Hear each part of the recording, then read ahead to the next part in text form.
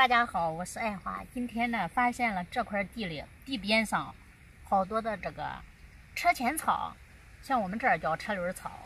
车前草啊，在生活中啊也有很高的价值以及妙用啊。我们一起来了解一下。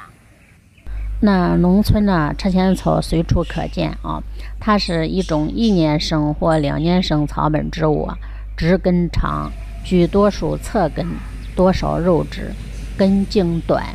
车前草啊，味甘咸，气味比较寒，但是没有毒，可以入膀胱、脾、肾3经啊。车前草又称为车轮草，有利水、渗湿、清肺、化痰、解毒、明目的作用啊，经常用于治疗肾炎、水肿、热痢、皮肤溃疡、小便不通等啊。车前草啊，还可以用于肺热引起的咳嗽、痰多，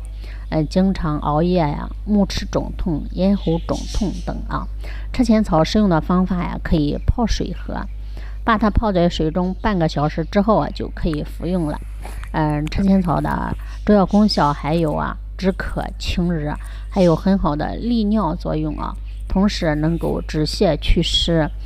用于治疗小便不利和泌尿系统的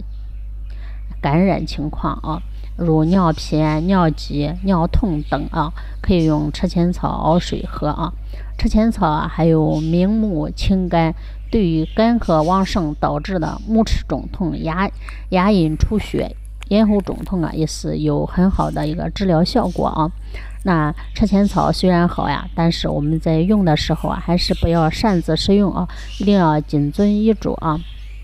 那如果你还知道车前草啊，在生活中还有其他的价值和妙用，答案呢也可以在评论区分享一下啊。好了，今天关于车前草就跟大家分享到这里啊，感谢大家的观看，